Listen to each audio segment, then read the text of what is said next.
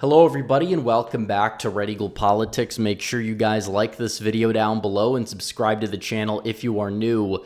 So in today's video, we're going to be doing our updated House prediction. It is a new month. It is August 1st. We did a Senate and governor's prediction mid last month. We'll save those updates for September. But we have not done a House map in a while, and you have the House map changing possibly in Texas and in Ohio. And I did want to cover this at length by filling out the map. So without further ado, we're going to start off. We're going to go state by state to the competitive districts and see which column they're going to be going into. Tilt means it's going to be really close, under 2 points. Lean means 2 to 5. Likely means 5 to 10. Safe means safe. Sometimes it's a little bit early, some of the margins in terms of like, is it likely or safe? Sometimes we'll use likely to just demonstrate the fact that it's almost certainly going to go this way. We don't really know the margin. So nothing in Alabama or Alaska. Arizona, there's a couple of them, and this is a state where the registration keeps getting redder and redder. And that we know it's much redder than it was in 2022 when Republicans won the 1st district and the 6th district. I think David Schweikert probably does end up winning his race. I think Ciscomani does as well in the 6th district. So you will see Republicans win those two in Arizona. And by the way, guys, just look at how close the Republicans are. The Democrats and Republicans both have a high floor, but they also have a low ceiling. That means Republicans are not going to really be swept, despite it being a midterm year where you do have a Democrat that currently is in the White House. But now we go to California, the 13th district, and a lot of this could be top of the ticket effects. We don't know how the governor's race is going to shake out. Kamala Harris not going for it. Katie Porter might even be less electable. Doesn't mean she'll lose, but if she only wins by like 12, 13 points against some generic Republican, then that's not really the best news. But California's 13th, Adam Gray. It is true that in a midterm electorate, Republicans actually did better in this district. So I think it's going to be relatively close, relatively competitive, but maybe just because of, the energy factor probably being a little bit in the Dem side because you do have a Republican president in the White House. It's going to be iffy, but I'd say Democrats are the narrow favorites there. The 45th district, similar thing. Derek Tran, I think he is going to hold on. Seems like the district tends to like him. He won a share of Trump voting Asian voters in that district in the working class Vietnamese areas. So we'll go to Colorado here. Gabe Evans. This one's going to be interesting. Could come down to top of the ticket effects. It really depends who the nominee is for governor on the Democrat side, because certain candidates will probably only win by 10. Others will win by 20. That could be the difference here. It's going to be a close race. Democrats are going to target this seat. I think that's one they probably do end up picking off in the 8th district, although Gabe Evans is decent and possibly could come back to win in 2028. So nothing in Connecticut or Delaware or the state of Florida or the state of Georgia or Hawaii or Idaho or Illinois or Indiana. Iowa is interesting. The 1st district here. It voted for Trump by 9 points, voted for Marionette Miller Meeks by a hair. It also voted for Meeks by, not a bad margin in 2022. Midterm electorate might help. Also, she might lose a primary. That could help as well. I'd say Republicans would be favored just because of the ranges of outcomes tend to be more on their side in that district than not. But, who knows what could happen there. Nothing in Kansas, nothing in Kentucky or Louisiana. Maine, this is interesting. You have a Trump plus 10 district and you have a Democrat representative. Finally, Republicans are putting up a tough challenge because Golden has voted. He has, all this time, all the voting records kind of just added up. You have all the liberal votes, and you also have a strong candidate in Paul LePage on the Republican side who is known for doing very well in the district, former governor, great recruit. I think this is the cycle that Jared Golden goes down in Maine, and that's a huge win for Republicans because they're already at 212. Maryland, nothing there, or Massachusetts. Michigan, there's a couple districts here. You have Bill Huizenga. He's going to hold on. John James is running for governor. I think that seat ends up holding.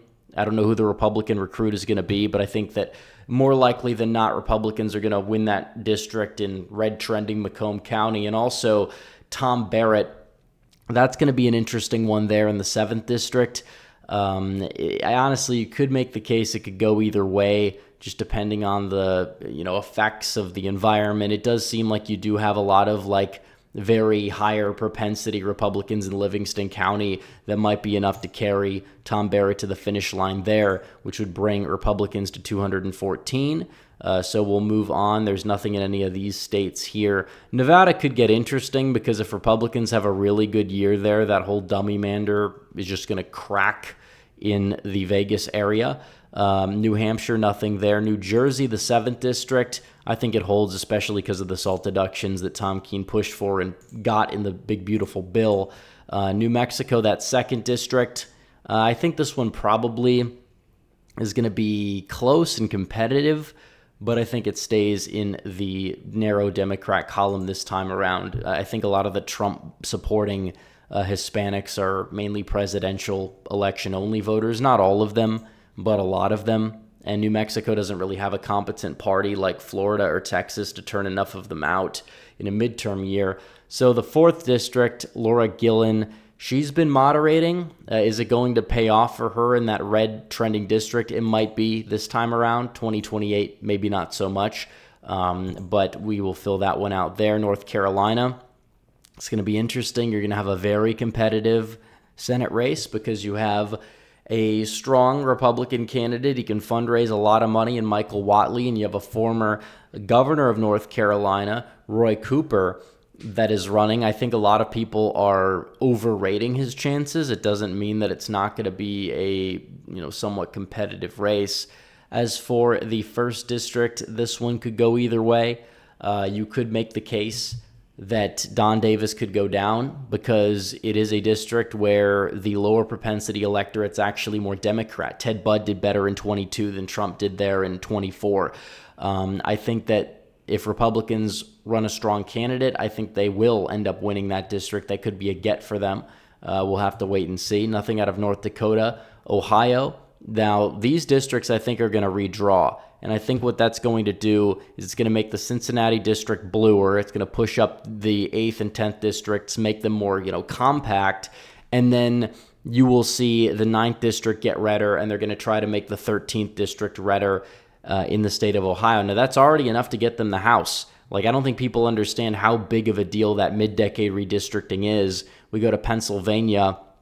I think the 10th district, it's interesting. It's kind of left trending. Scott Perry might be better off just jumping into a different district. And then I think, Dan Muser's seat, the 9th district, I think that's probably where he would go. And then Dan Muser runs for governor.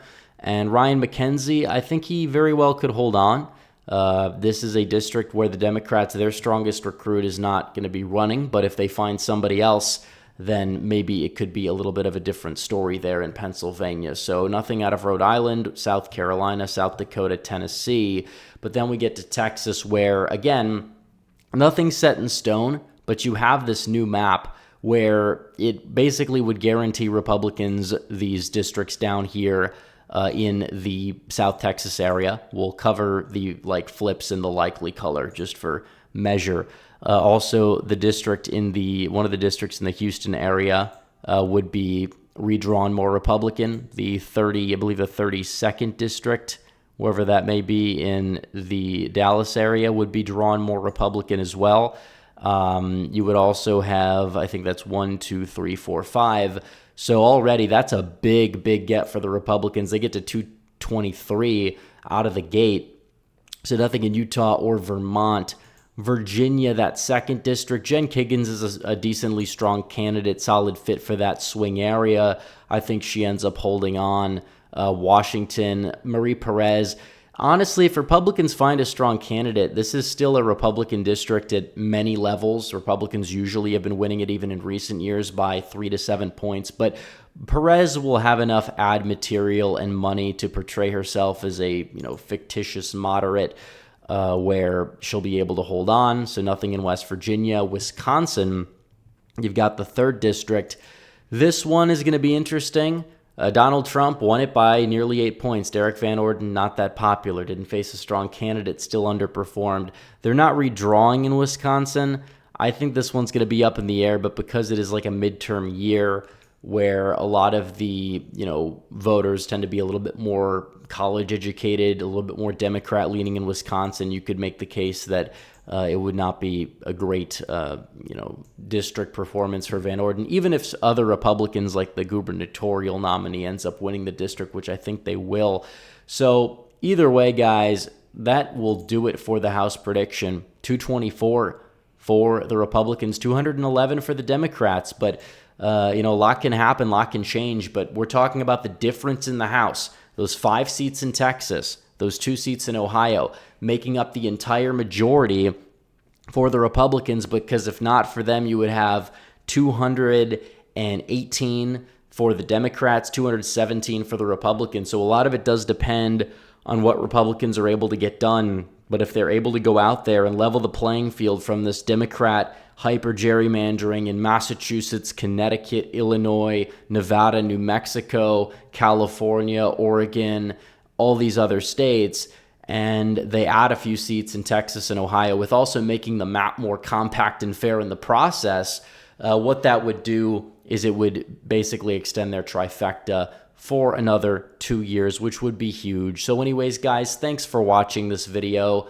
Like this video down below, comment down below, subscribe to the channel, hit the bell for notifications so you never miss another video. Follow me on social media. The links are all in the description down below, and I will see you guys in the next one. Red Eagle out.